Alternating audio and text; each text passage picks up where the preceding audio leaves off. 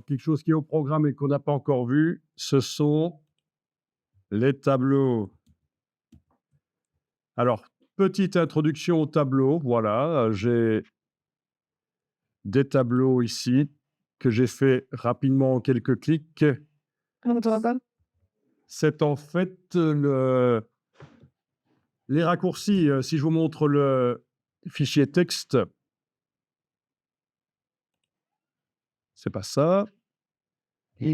Voilà, c'est ça. On l'a vu tout à l'heure, hein. Quand on était dans la boîte des raccourcis de InDesign, on a vu qu'il peut générer ceci et je vous avais dit: «Waouh, c'est quand même pas agréable. On pourrait peut-être trouver une, solution pour que ça ait l'air un peu plus agréable». Voilà.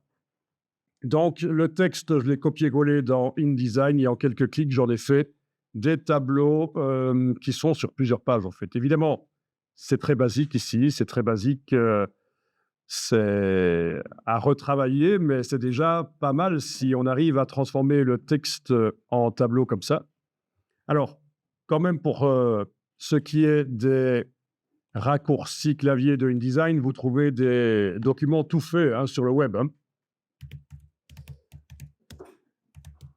L'avantage, c'est que ceci, ça va être votre jeu de raccourcis que vous avez peut-être créé, vous-même avec plein de raccourcis personnalisés. Voyons un peu, raccourci clavier de InDesign, oui, donc il y a plein de documents disponibles, qui vous montrent les raccourcis de InDesign d'une manière ou d'une autre. Donc vous allez trouver ça facilement sur le web. Shortcuts en anglais. Voilà. Si je tape ceci, peut-être qu'il y en a même à télécharger. Download InDesign Shortcuts PDF. Voilà, ben voilà, il y en a ici. Adobe InDesign 2020 Windows, les shortcuts en PDF. Voilà le PDF, on va voir à quoi il ressemble. Donc tout ça pour vous dire que oui, sur le web, il y a déjà plein de tableaux de raccourcis, qui existent. Oui, ah oui, en portrait ou ah merci les pubs. Ouais, en portrait ou en colonne, download PDF. Voilà, sur le site de Adobe, ça doit certainement se trouver aussi dans l'aide, ça doit être téléchargeable. Non, on se demande toujours si c'est pas un piège et si ça va vraiment télécharger ce qu'on veut. Mais bon, voilà. Et donc nous, on va le faire au départ on va dire de notre InDesign avec, le seul la seule modification qu'on a amenée, mais on imagine qu'on peut en amener plein. Voilà, voilà.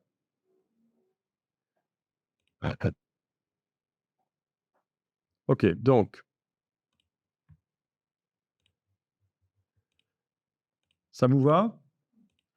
Il faut, voir, à un certain moment, de façon, une introduction au tableau.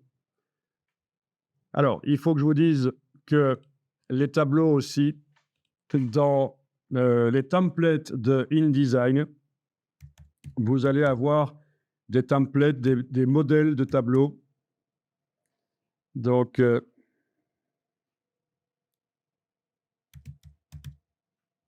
attendez un peu que je tape ce qu'il faut. Je vais aller directement sur le stock.adobe.com. Voilà. Donc, ah oui. Vous voyez qu'on a du gratuit, dans la liste ici, sur le stock, s'il fallait. Hem,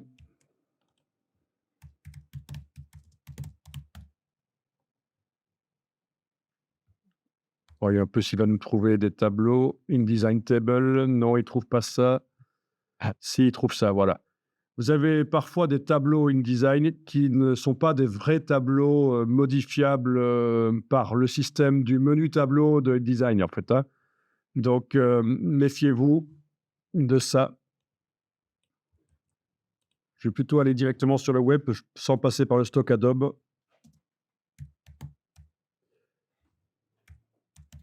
Il n'y a pas que Adobe qui propose des choses. Voilà. Donc vous avez des tableaux 20, tableau premium pour InDesign chez Stock InDesign, donc rien à voir avec Adobe. Ce genre de choses, vous allez pouvoir modifier les chiffres à l'intérieur, les en-têtes, tout ça par copier-coller, mais c'est pas un vrai tableau au sens technique de InDesign. Ce sont juste des blocs mis les uns à côté des autres avec des effets d'ombre, etc. C'est très sympa, mais ne vous attendez pas à ce que les templates que vous téléchargez comme ça fonctionnent comme les tableaux de InDesign. Vous voyez ce que je veux dire, hein? Donc ça, il fallait le préciser que pas mal, c'est le même, pas mal de templates avec des tableaux sympas sont en fait des faux tableaux. Nous, on va faire un vrai tableau dans InDesign où on peut modifier la largeur des colonnes, la hauteur des cellules, la couleur des cellules, etc. Voilà, ça, encore un template de tableau. Vous voyez ce genre de choses. C'est très graphique, c'est très sympa, mais c'est construit avec des blocs InDesign. Vous voyez l'effet qu'on a utilisé l'autre jour, l'ombre intérieure pour donner un effet de découpe. Voilà. Donc ça, c'est très sympa, c'est tout fait, mais OK. Alors, on va aller dans InDesign, si ça va pour vous. Et donc, je me suis dit, quitte à commencer à étudier les tableaux, autant démarrer de choses existantes plutôt que de taper des listes bidons. Donc, vous avez le menu édition, raccourci clavier dans InDesign. Vous avez votre jeu de raccourci clavier que vous avez fait tout à l'heure. Vous l'avez peut-être enregistré, oui. Avec la seule chose qui avait changé, c'était quoi? C'était, je me souviens même plus ce qu'on avait été changé. Match V normal. Match V, c'était pour quel item? Pour un seul mais non, c'est la transformation.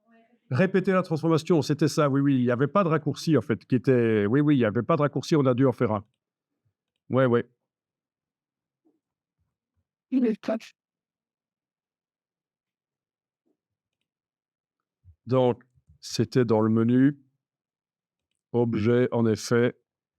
À R, on avait été mettre et répéter la transformation. Là, OK. Tiens, chez moi, il n'y est pas. Enfin, peu importe si vous avez modifié ou pas, ça va fonctionner. Ouais.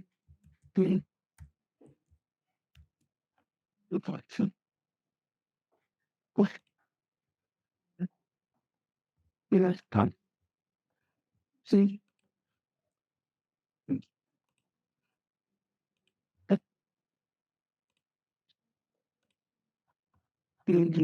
Ah.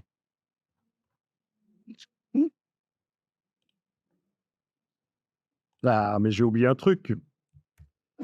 J'ai oublié tout à l'heure de cliquer sur attribuer. C'est malin, ça. Je vous ai montré, mais on n'avait pas cliqué sur attribuer. Peut-être que vous l'avez cliqué sur attribuer, mais moi pas. Et donc, du coup, voilà. Il n'était peut-être pas dedans.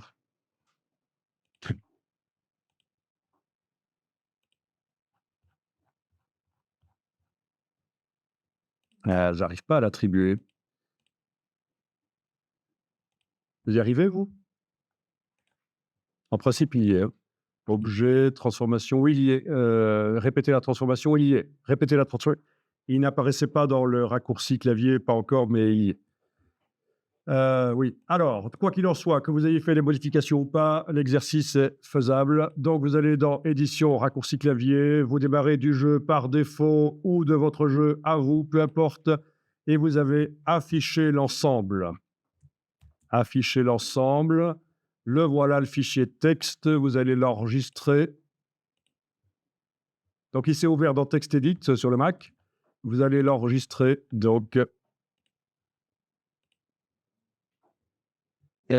oui, vous êtes dans TextEdit, fichier enregistré sous. Vous l'enregistrez dans le dossier de jeudi, c'est bien.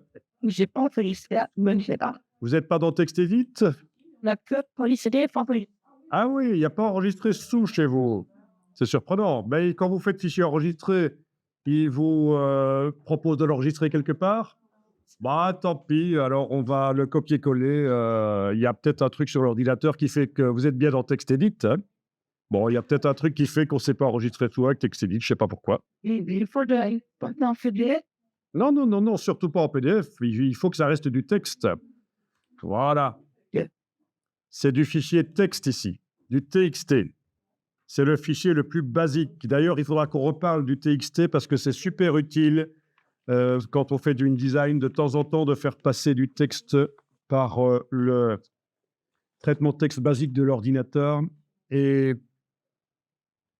pour se débarrasser de plein de choses en format TXT. Pour l'instant, là, dans le menu du format, il me propose de passer en Rich Text Format, en RTF, donc avec des couleurs, des titres, etc. Mais ça veut dire que je suis en TXT, c'est le texte le plus basique, le texte brut. Très pratique quand on fait de la mise en page, d'avoir sur le côté son petit traitement de texte. Ah, Connexion informatique qui vous empêche de l'enregistrer, mais c'est pas grave parce qu'on va le transférer très vite dans un document InDesign. Alors, on va aller dans InDesign, faire un document. oui. C'était cool.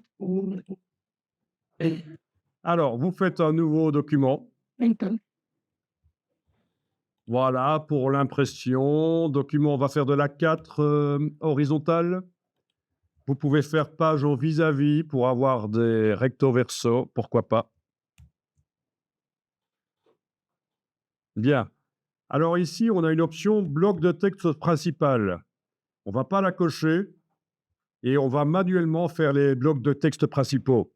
Mais si vous cochiez, il serait déjà fait. Vous allez dire, ben, on va le faire parce que c'est quand même plus facile. Ben non, parce que vous allez voir qu'on peut aussi les faire manuellement. Donc, impression au format A4 paysage, page en vis-à-vis, c'est du recto verso. Ça, je ne coche pas. Et le reste, ben, c'est bon. Voilà. Dans la palette de pages, vous avez donc un gabarit double page.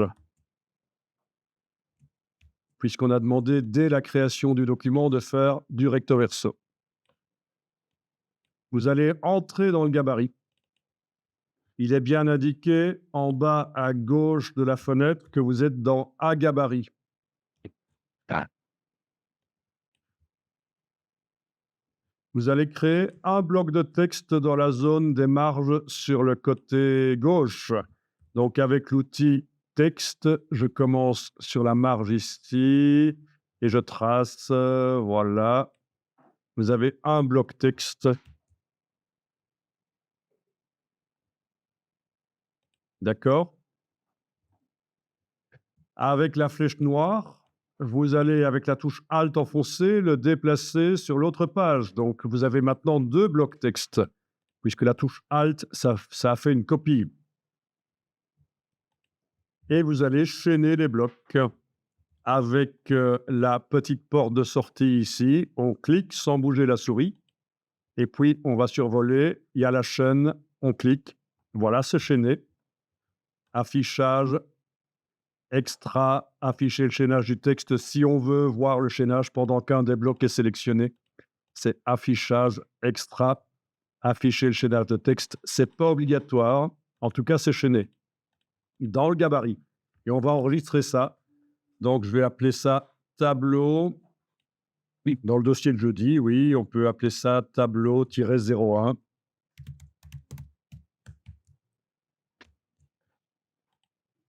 Affichage, extra, afficher le chaînage de texte. Alt, commande Y si vous voulez. Il faut qu'un des blocs soit activé et qu'on soit en affichage normal. Et bien sûr que dans la palette qu'on a sortie tout à l'heure, l'aperçu des séparations, on soit en aperçu des séparations désactivé. Parce que s'il est activé, ah, on les voit quand même, le chaînage. Mais c'est pas, il y a des choses qui n'apparaissent pas quand il est activé, les séparations. Voilà. Et là, ça apparaît. Vous avez enregistré sous le nom tableau 01, par exemple.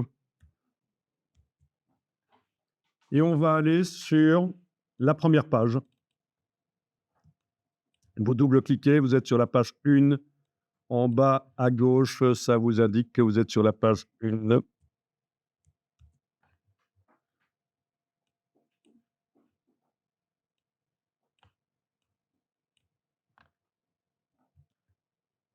Voilà. Il y a un bloc de texte sur chaque page dans le gabarit. Il faut le déverrouiller pour pouvoir l'utiliser. Et ça, c'est avec la flèche noire et commande majuscule clic sur le Mac, contrôle majuscule clic sur le PC.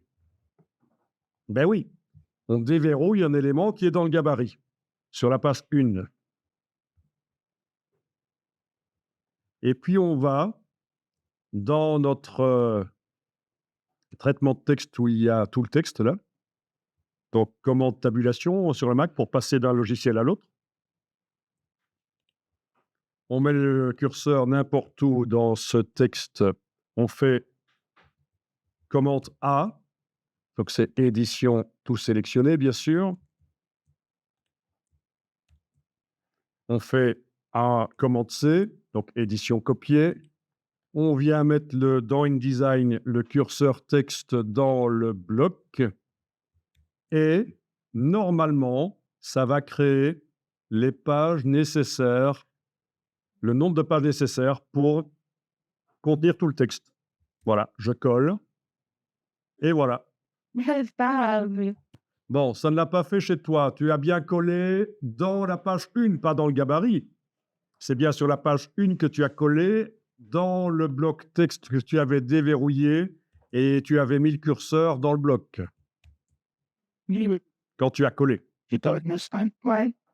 Oui, parce que l'erreur, ce serait de refaire un bloc texte sur la page 1. Non, on utilise celui qui est dans le gabarit. Oui.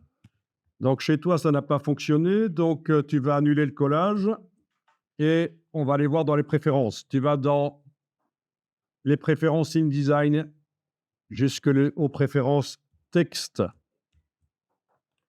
Et là, tu vérifies que ceci est coché. Redistribution intelligente du texte. C'est coché? OK. Parce que c'est grâce à ça qu'il crée des pages. Et c'est quelque chose qu'on peut désactiver parce que parfois, dans un document, ça nous ennuie que ça crée des pages tout seul. InDesign crée des pages tout seul. Quand on colle un texte qui n'a pas assez de place, il va créer des pages. Donc parfois, c'est ennuyeux et c'est pour ça que parfois, on n'utilise pas cette fonction de la création automatique de pages, redistribution intelligente du texte. Ça ne marchait pas parce que le bloc de gauche, il avait un nom bizarre et il n'avait pas de nom en fait. Dans la palette des calques, à la place de bloc de texte, il y avait juste les 2 chevrons ici et rien entre et c'est peut-être ça. Donc j'ai supprimé les 2 blocs dans le gabarit. Le bloc sur la page 1, je l'ai supprimé aussi. J'ai recommencé la création des 2 blocs dans le gabarit, le chaînage, et puis sur la page 1, déverrouiller et coller dedans avec l'outil texte le curseur dans le bloc, et ça a fonctionné finalement. Celles chez qui ça a fonctionné, vous pouvez enregistrer le document. Moi, je vais l'enregistrer régulièrement sous un nom différent pour garder la progression dans l'exercice. Encore une fois, dans la vraie vie, je n'enregistrerai pas autant. C'est juste pour la démonstration ici. Voilà, du texte au kilomètre. Donc, on va transformer ça en tableau. Et en fait, le tableau, vu qu'il y a beaucoup de texte, il ne va pas être sur une seule page, il va s'étendre sur plusieurs pages. Mais ce sera un tableau qui s'étend sur plusieurs pages. Quand je vais modifier la largeur d'une colonne du tableau sur une des pages, ça va modifier sur toutes, puisque c'est un tableau qui va s'étendre sur plusieurs pages. Oui, si les pages ne sont pas chaînées dans le gabarit, ça ne marche pas, parce qu'en fait, il utilise les blocs de texte type qui sont dans le gabarit. Donc, quand on a fait fichier nouveau document tout à l'heure, on n'a pas coché bloc de texte. Oui, j'ai dit bloc de texte type, ça c'était dans Express que ça s'appelait comme ça. Bloc de texte principal. On n'a pas coché ça, mais on est allé les faire manuellement. Comme ça, vous avez vu. Et bien sûr, on aurait pu les faire avec d'autres dimensions. Voilà. Là, on les a fait sur toute la zone intramarge dans le gabarit, comme InDesign aurait fait si on avait coché bloc de texte principal, mais on aurait pu faire plus petit. Ça marche aussi. Bien, donc, on va transformer ça en tableau. Attendez, parce que normalement, quand on transforme en tableau, Il faut mettre le curseur texte n'importe où, faire tout sélectionner. Voilà. Et puis, vous avez l'option convertir le texte en tableau. Mais sauf que là, il vous demande, tiens, les colonnes, qu'est-ce qui sépare les colonnes? Ne cliquez pas sur OK parce que ça ne va pas être bon là. Qu'est-ce qui sépare les colonnes? Qu'est-ce qui sépare les lignes? Alors, les lignes, ça va être les balises de fin de paragraphe. Je ne les vois pas. Je vais les afficher. Et les colonnes, ce sera de tabulation. Donc là, je vais cliquer sur Annuler parce que ce n'est pas prêt pour être transformé en tableau. Première chose, menu texte, afficher les caractères masqués. Là, on voit les balises. Après chaque ligne, c'est bien une balise de fin de paragraphe. Oui, parfois, on récupère du texte et à la place de la balise de fin de paragraphe, c'est ceci. Shift Entrée, c'est un saut de ligne forcé. Et dans ce cas-là, il faudra, si vous avez récupéré un jour du texte où les lignes sont séparées par un saut de ligne forcé, hein, majuscule, touche Entrée, il faudra, dans Édition, rechercher, remplacer, rechercher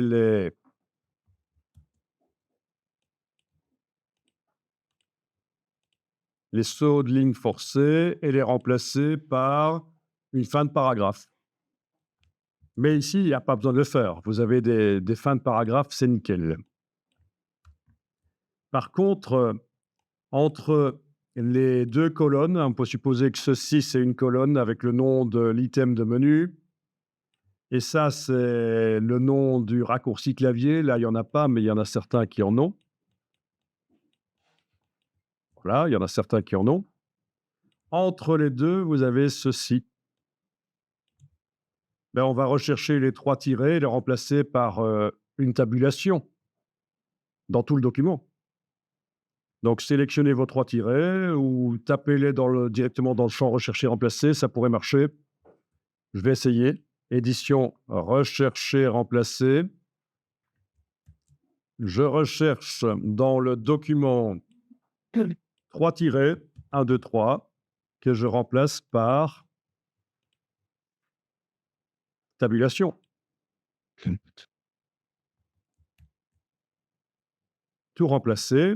Il en a trouvé 1590. OK. Terminé. Et voilà. Ça a marché chez vous aussi? Non. OK, on va enregistrer sous un nouveau nom le document. Bon, les espaces, on pourrait les retirer, mais c'est pas très grave. Il suffit de rechercher évidemment espace, tabulation, espace et le remplacer par tabulation. Mais c'est pas un drame, on va avancer à l'arrache.